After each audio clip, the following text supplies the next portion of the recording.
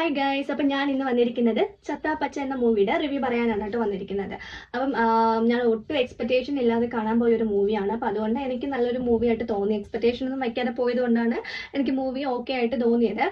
അതുപോലെ തന്നെ ഇതിലെ മെയിൻ ക്യാരക്ടേഴ്സ് പറയുന്നത് റോഷൻ മാത്യു, വിശാഖ നായർ, ഈശാൻ കൃഷ്ണൻ, അതുപോലെ തന്നെ നമ്മുടെ അർജുൻ അശോകൻ, ഇവരൊക്കെ മെയിൻ ക്യാരക്ടേഴ്സ് ആയിട്ട് വന്നിട്ടുണ്ട്, മെയിൻ ആക്ടേഴ്സ് ആയിട്ട് വന്നിട്ടുണ്ട് ഈ ഫിലിമിൽ.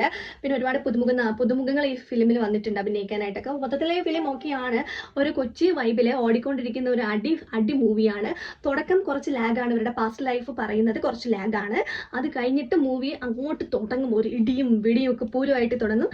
ഇടി ഇഷ്ടപ്പെടുന്നവർക്ക് അല്ലെങ്കിൽ അടി ഇഷ്ടപ്പെടുന്നവർക്ക് മൂവി നന്നായിട്ട് ഇഷ്ടപ്പെടും. എൻ്റെ പേഴ്സണലി എൻ്റെ ഒപ്പീനിയൻ ആണെന്നുണ്ടെങ്കിൽ എനിക്ക് മൂവി ഇഷ്ടപ്പെട്ടു. കാരണം എനിക്ക് അടിയും ഫൈറ്റൊക്കെ ഭയങ്കര ഇഷ്ടമാണ്. അപ്പോൾ എനിക്ക് ഈ മൂവി ഇഷ്ടപ്പെട്ടു.